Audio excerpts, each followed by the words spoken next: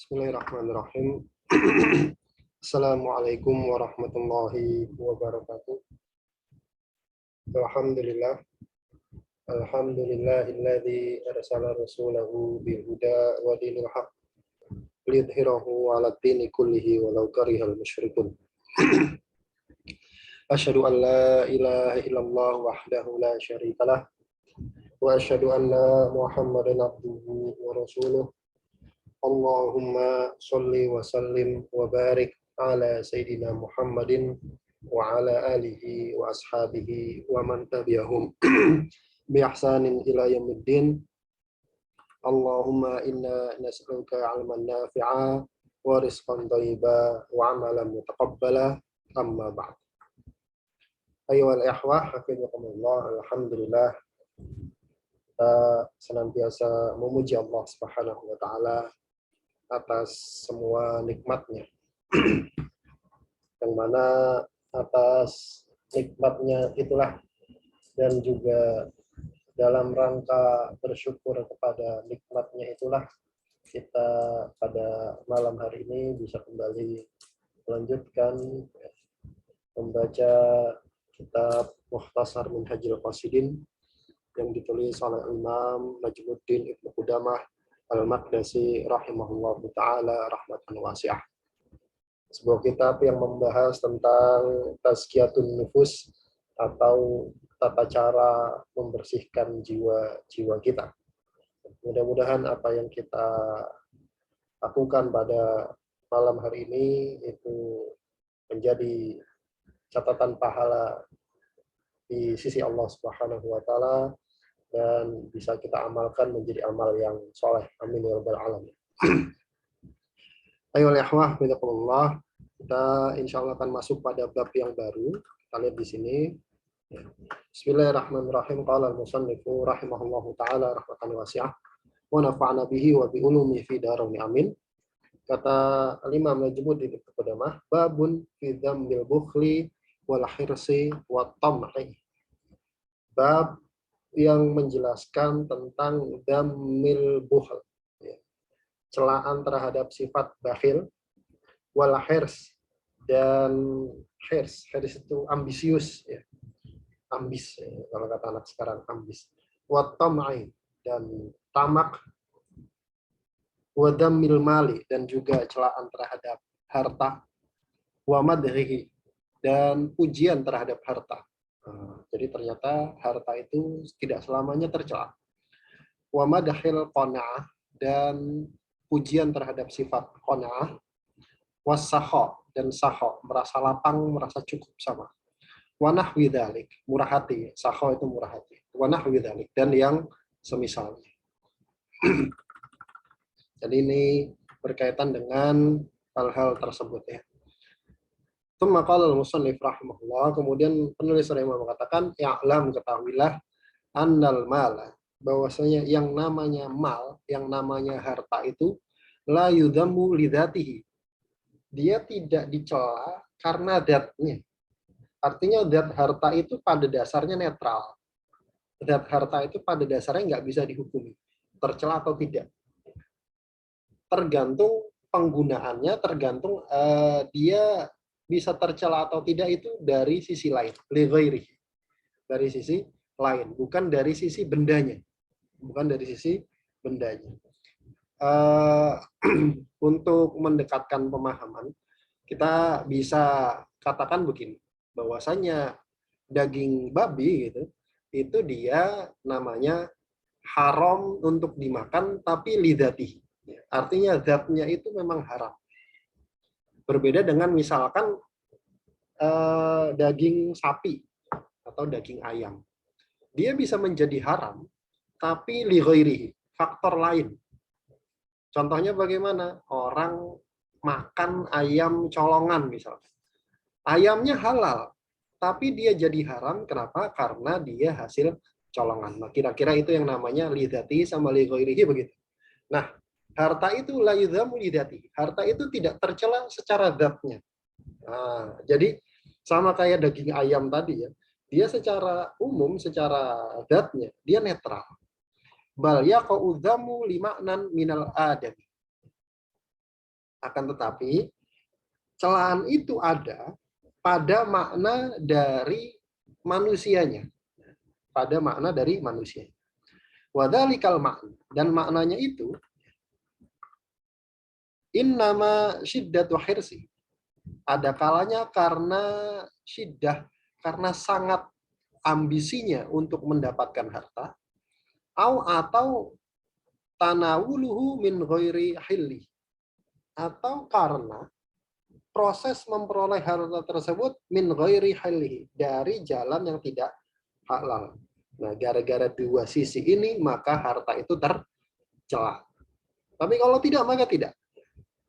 Atau habsuhu an haqqihi. Atau harta juga bisa tercela kalau harta itu ditahan dari yang berhak. Artinya di dalam harta kita itu kan juga ada hak orang lain kan begitu kan. Ada hak fakir miskin yang diwujudkan dengan zakat, kemudian ada juga sodako dan seterusnya. Nah, kalau ditahan-tahan, nggak dikasihkan kepada yang berhak, itu juga jadi tercela. Atau harta itu juga bisa tercela dari sisi ikhrajuhu fi ghairi wajhihi, mengeluarkan, membelanjakan harta tersebut fi ghairi wajhihi, tidak pada tempat, tidak pada jalannya. Nah, ini sisi tercelanya harta. Jadi ada paling tidak ada 4 di sini kan. Ada 5. Atau al-mufakhoratu bihi, atau berbangga dengan harta. Nah, ini ada 5 ya. Yang pertama adalah sangat ambisi untuk mendapatkan harta. Yang kedua, tanawulhu min ghairi hillihi, mendapatkan harta tapi dengan jalan yang enggak halal. Yang ketiga, habsu an haqqihi, menahan dari yang berhak untuk dapat harta kita. Di harta kita ada hak orang lain tapi ditahan-tahan. Au ikhrajuhu fi ghairi wajhi, atau dibelanjakan bukan pada jalannya. Maksudnya bagaimana? Dapat harta malah buat maksiat, beli minuman keras, atau pokoknya buat hal-hal yang tidak diridhoi Allah. Itu juga bentuk celaan terhadap harta. Makanya orang yang banyak harta itu potensi untuk melakukan maksiatnya sebenarnya besar. Kenapa? Karena dia bisa mendapatkan sesuatu yang tidak bisa didapatkan oleh orang miskin. Begitu. Atau yang terakhir, yang kelima, al-mufakhorah, saling berbangga dengan harta tersebut. Kalau bahasa sekarang flexing ya. Walihada qala Allah Ta'ala, oleh karena itu Allah Subhanahu wa taala berfirman, innama amwalukum wa auladukum fitnah. Hanyalah gitu, anak-anak kalian dan harta-harta kalian dan anak-anak kalian itu bisa menjadi fitnah, bisa menjadi cobaan. Kemudian penulis melanjutkan, wa fi Sunan Tirmidzi anin Nabi sallallahu alaihi wasallam annahu qala, di dalam kitab Sunan Tirmidzi dari Nabi Muhammad sallallahu alaihi wasallam beliau bersabda, ini menjelaskan tentang tercelanya sangat ambisius terhadap harta. Kata Rasulullah, ma dhiban, tidaklah dhiban. Dhibun itu serigala. Dhibun itu serigala. Dhiban 2. Tidaklah 2 ekor serigala ja'i'ani, yang lapar. 2 ekor serigala lapar, ursila fi ghanamin, kemudian dilepas, diutus, tapi bukan diutus, maksudnya dilepas fi ghanamin, pada 1 ekor domba. Bisa dibayangkan ada domba, kemudian ini namanya perumpamaan dari Rasul untuk menggambarkan sesuatu yang akhirnya kita jadi punya gambaran yang utuh. Tidaklah 2 ekor domba tidaklah 2 ekor serigala yang serigalanya itu lapar, kemudian dilepas di 1 ekor kambing, di afsadalah, itu lebih merusak min khirsil mar'i alal mal, daripada ambisinya seseorang terhadap harta. Wasyarafi lidini, dan kemuliaan terhadap agama. Jadi ini menjelaskan atau menunjukkan bahwasanya orang yang sangat ambisi terhadap harta, kemudian sangat ambisi terhadap syaraf lidini, kemuliaan terhadap agama. Maka itu lebih berbahaya daripada lebih berbahaya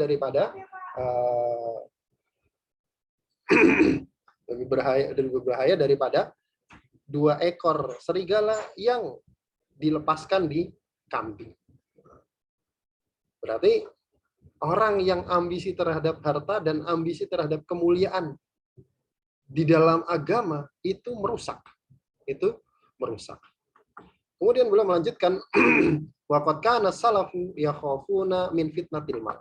Dan sungguh dulu para salaf itu mereka khawatir dari fitnah harta.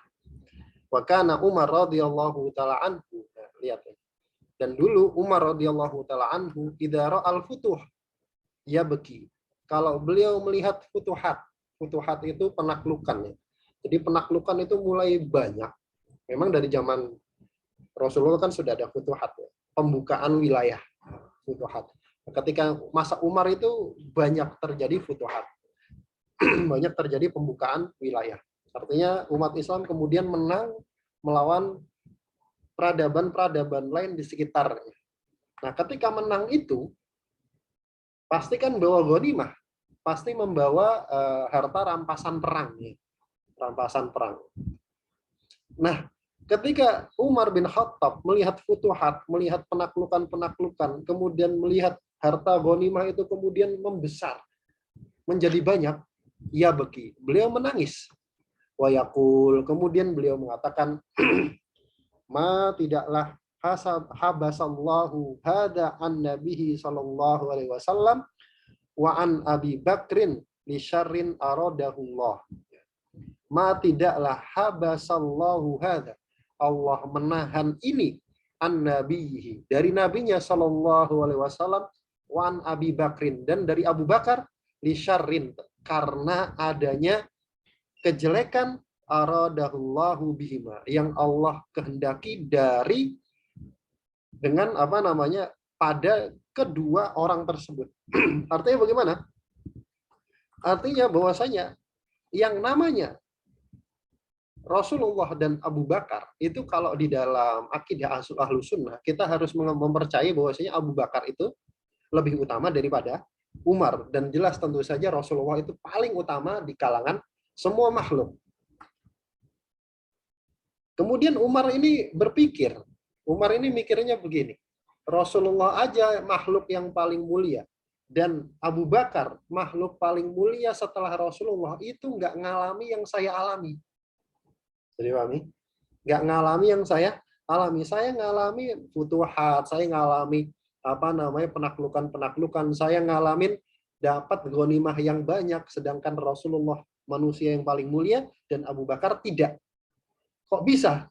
Nah, karena adanya kejelekan yang Allah kehendaki. Kemudian tapi Umar tutup waqahu Umar iradatal khairi lahu. Tapi Allah memberikan futuhat itu, memberikan harta ghanimah itu kepada Umar karena menginginkan kebaikan juga bagi Umar. Jadi artinya Umar dapat ghanimah itu pun karena adanya kebaikan pada harta.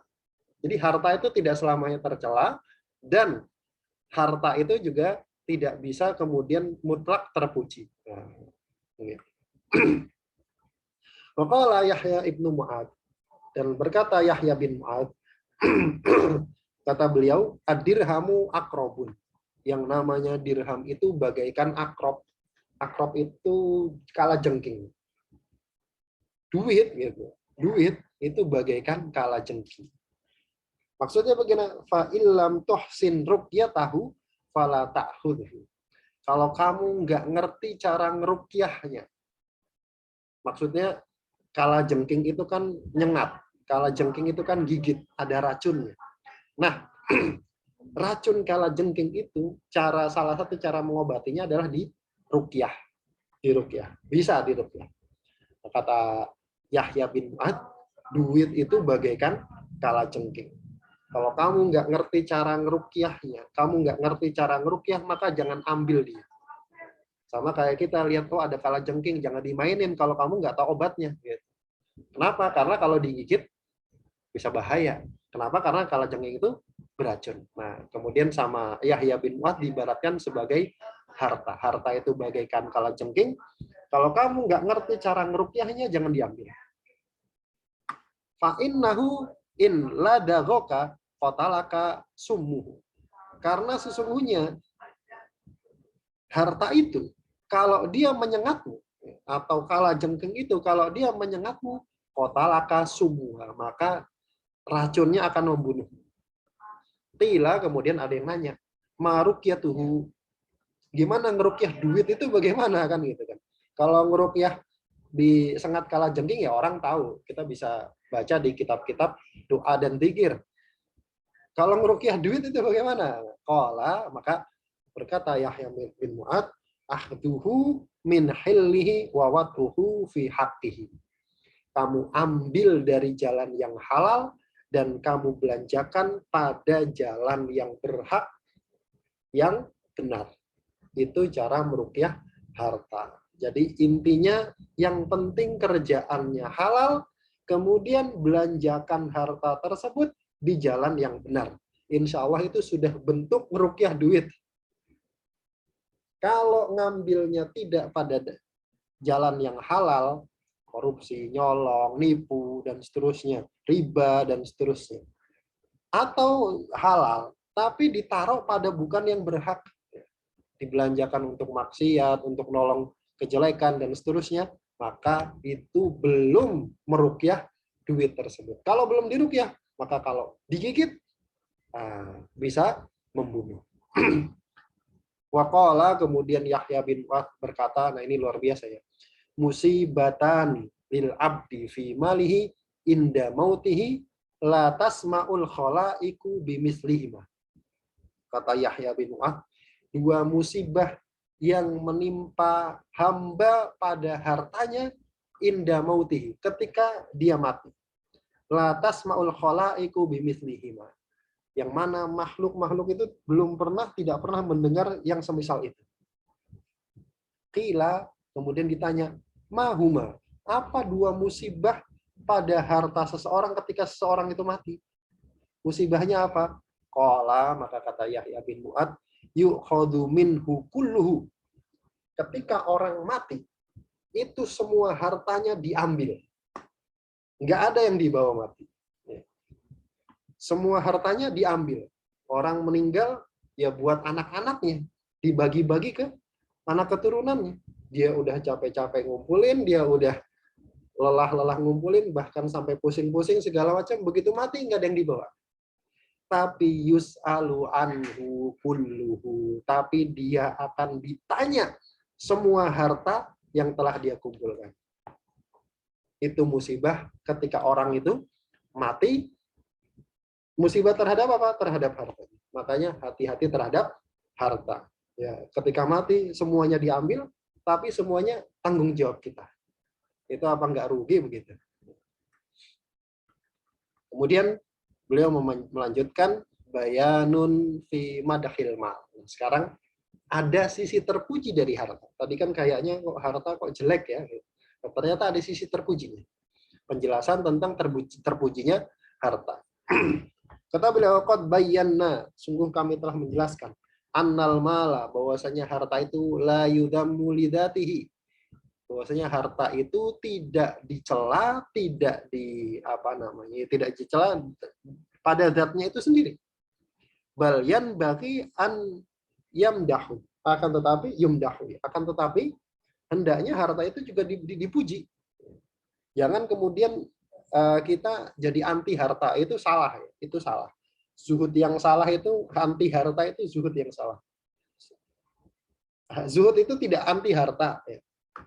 Saya kasih contoh, manusia yang salah satu manusia yang paling zuhud siapa? Utsman bin Affan. Utsman bin Affan. Kurang zuhud apa beliau? Sahabat Nabi nggak mungkin nggak zuhud kan gitu kan? Salah satu dari yang dijamin masuk surga, nggak mungkin nggak tuh. Tapi Utsman itu kaya raya. Utsman itu kaya raya. Oh, berarti harta itu tidak selamanya tercela. Nah, begitu. Jadi hendaknya harta itu juga dipuji. dikasih pujian. Kenapa? Li'annahu sababun litawassuli ila masalihiddin wad dunya. Karena harta adalah sebab untuk mencapai kepada kemaslahatan agama dan dunia. Kalau nggak pakai harta, maka dunia dan akhirat kita itu nggak bisa jadi maslahat. Waqad sammahullahu ta'ala khairan, dan Allah Subhanahu wa taala telah menyebut harta itu sebagai khair, sesuatu yang baik. Allah menyebut harta khair, sesuatu yang baik, berarti baik dia. Wa huwa qawwamul adami, dan harta itu qawwamul adami. Qawwam itu apa ya? Penopang tiangnya manusia. Kalau nggak ada harta, manusia mati dia. Qala Allah Ta'ala fi awali suratin Nisa, Allah Subhanahu wa taala berfirman di awal surat An-Nisa, kata Allah, wala tu'tus sufaha'a amwalakumul lati ja'alallahu lakum qiyama. Ya. Wala tu'tus sufaha, dan janganlah kalian berikan kepada orang safih. Orang safih itu kalau di pembahasan fikih, ini sebenarnya kalau di pembahasan fikih ini masalah hajar ya, masalah orang-orang yang nggak boleh atau dilarang untuk mentasarufkan hartanya, mentransaksikan hartanya. Salah satunya siapa? Salah satunya orang safih. Orang safih itu orang bodoh yang nggak ngerti jual beli. Maksudnya gimana? Kalau dia dikasih duit, ntar dia beli macam-macam yang nggak ada harganya dengan harga tinggi. Dia bisa beli, misalkan dia bisa beli pulpen, kemudian ditipu. Oh, ini pulpennya bisa ini, kemudian dia beli pulpen harga 10 juta. Kemudian dia mau aja beli pulpen. Itu namanya orang safih. Itu namanya orang safih. Jadi gambaran orang safih begitu. Wala tu'tus sufaha. Sama Allah Subhanahu wa taala dilarang, jangan kalian berikan kepada orang safih, orang yang seperti tadi, orang yang bodoh yang nggak ngerti cara mentransaksikan harta, amwalakum, harta kalian. Allati ja'alallahu lakum, yang mana telah Allah jadikan untuk kalian harta tersebut qiyaman, sebagai pokok penghidupan. Makanya orang safih di dalam fikih itu dihajar, dia nggak boleh mentransaksikan hartanya sendiri. Karena nanti dia bakal menghambur-hamburkan duit. Nggak jelas nanti. Ntar tiba-tiba duitnya habis aja. Makanya sama Allah Subhanahu wa taala dilarang. Sama Islam dilarang. Di dalam syariat Islam dilarang. Artinya, harta itu sesuatu yang penting. Sesuatu yang terpuji. Kalau nggak penting, nggak terpuji, maka Allah nggak bakalan melarang orang safih begini untuk menghambur-hamburkan harta. Benar? Makanya harta itu juga ada sisi terpujinya. Kemudian waqala Sa'id bin Musayyib atau Musayyab rahimahullahu taala. Berkata Sa'id bin Musayyib rahimahullah, la khaira fi man la yuridu jam'al mali min khilli. Kata beliau, la khaira, tidak ada kebaikan fi man, pada orang yang la yuridu jam'al mal, tidak menginginkan untuk mengumpulkan harta min khillihi, dari jalan yang halal. Nggak ada kebaikan. Kenapa? Kalau orang sudah mengumpulkan harta dari yang halal, yakufu bihi wajhahu anin nas. Wajhuhu ya. Maka akan tertahan dengan sebab harta tersebut wajahnya dari manusia. Dari apa? Dari minta-minta. Ya, orang yang sudah punya harta, dia wajahnya itu ya punya muka lah kalau punya bahasa kita. Kemudian wa yasilu minhu rahimahu, dan dengan harta dia bisa menyambung tali silaturahmi. Dia beliin apa gitu kan, jajanin, ngasih hadiah dan seterusnya. Kalau nggak punya duit nggak bisa. Kemudian wa yu'ti minhu haqqahu, dan dengan harta dia bisa memberikan dari harta tersebut haknya harta. Makanya orang yang berharta itu dia punya ibadah khusus yang tidak bisa dilakukan oleh orang yang nggak punya harta. Apa? Sedekah dan zakat. Orang yang nggak punya harta dia susah untuk sedekah dan zakat. Kalau orang punya harta dia gampang untuk sedekah dan zakat. Itu keistimewaan. Kemudian waqala Abu Ishaq As-Sibai, berkata Abu Ishaq As-Sabi'i, kata beliau, kanu yarawna sa'ata aunan 'alad din. Kata Abu Ishaq As-Sabi'i, dahulu para salaf itu yarawna, memandang as-sa'ah, kelapangan hidup. Ya, kelapangan hidup itu ya hidupnya tercukupi gitu ya.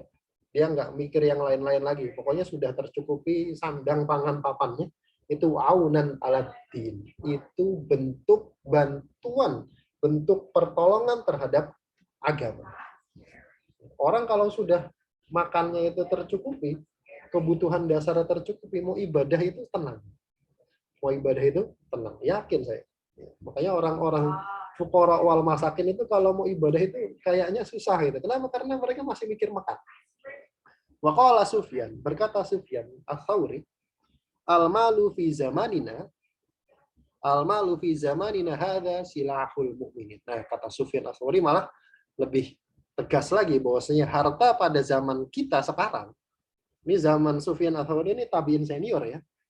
Tobakoh kedua atau ketiga. Angkatan kedua atau ketiga di bawah sahabat. Itu silahul mu'minin. Senjatanya orang mukmin. Jadi harta di zaman saya, di zaman kami ini, di zaman tabiin, itu adalah senjatanya orang mukmin. Apalagi zaman sekarang. Makanya harus ada orang Islam yang kaya. Harus ada orang Islam yang kaya. Bukan harus semuanya kaya, tapi harus ada yang kaya. Sebagaimana bukan semua orang Islam harus jadi ustadz, harus jadi ulama. Enggak. Orang Islam cukup belajar yang fardu kifayah. Kalau mau jadi dai, mau jadi ustadz, mau jadi ulama, mau jadi pengajar, ya dia belajar yang serius. Tambahkan yang fardu kifayah tadi. Tambahkan yang fardu ain tadi. Artinya nggak semua orang harus jadi kiai, harus jadi ustadz, harus jadi ulama. Cukup dia belajar yang fardu ain. Yang lain itu diurusi oleh umat-umat Islam lain. Ada pos-posnya. Ada yang jadi pengajar, ada yang jadi orang kayanya, ada yang jadi pengusahanya, ada yang jadi ahli siasahnya dan seterusnya. Itu ada pos-posnya. Kenapa? Karena al-Islamu ya'lu wa la yu'la alaih. Islam itu tinggi dan nggak ada yang mengunggulinya. Artinya orang Islam itu harus unggul di semua bidang. Salah satunya ekonomi. Makanya kata Sufyan Ats-Tsauri, harta itu pada zaman kita adalah senjatanya orang mukmin. Maka harus ada di antara orang Islam itu yang kaya. Wahasilul amri, dan kesimpulannya kata beliau, annal mala mislu hayyatin fiha sumun wa tiryaqun. Bahwasanya mal, harta itu mislu hayyah, bagaikan hayyah. Hayyah itu ular. Fiha, di dalam ular tersebut sumun, terhadap ada sumun, ada racun, watiryak, dan ada penawarnya. Di dalam ular tersebut punya racun dan punya penawarnya. Fatiryaku, penawar dari racun harta tersebut adalah fawaiduhu, faedah harta. Kita nggak bisa pungkiri bahwasanya harta itu punya faedah. Nggak mungkin harta nggak punya faedah. Ada faedahnya, makanya disuruh nyari. Wa ghawailuhu summuhu. Sedangkan ghawailnya, bencananya, mudorotnya, itu summuhu, racun. Kita juga nggak bisa mengingkari, kita juga nggak bisa menafikan, kita juga nggak bisa membantah bahwasanya harta itu punya mudorot dan punya bencana. Betapa banyak orang duitnya banyak, malah bencananya nggak habis-habis, kan gitu. Duitnya banyak, tapi malah maksiatnya nggak berhenti. Ya, itu namanya bencananya harta. Maka bagaimana faman arofa fawaidahu wa ghawailahu, maka siapa saja yang kenal mana bagian faedahnya harta dan mana bagian yang merupakan bencananya harta, amkanahu, maka memungkinkan bagi dia an yahtariza min syarrihi, untuk menjaga, memisahkan dari yang buruk. Harus kenal dulu berarti. Oh, ini faedahnya harta. Oh, ini ghawailnya. Ini bencana. Kemudian kalau sudah dia tahu, maka dia bisa memisah. Oh, ini yang buruk. Kemudian wayas tadirro min khairi. Dan dia bisa mengejar apa yang baik dari harta tersebut. Jadi itu tentang harta. Bahwasanya harta itu punya punya faedah dan juga punya bencana. Maka bagaimana caranya? Harus tahu masing-masing dari bagian-bagian tersebut. Baik, insya Allah kita cukupkan sampai sini. Mudah-mudahan ini bermanfaat. Ini juga membuka pengetahuan bagi kita bahwasanya harta itu tidak selamanya tercela. Harta itu ada faedahnya, dan faedahnya itu harus digunakan sebaik mungkin. Nah, apa saja faedahnya insya Allah akan kita bahas di pertemuan selanjutnya. Baik, kita akhiri dengan membaca doa kafaratul majelis. Bismillahirrahmanirrahim. Subhanakallahumma wa bihamdika asyhadu an la ilaha illa anta astaghfiruka wa atubu ilaik. Tsumma assalamualaikum warahmatullahi wabarakatuh. Waalaikumsalam.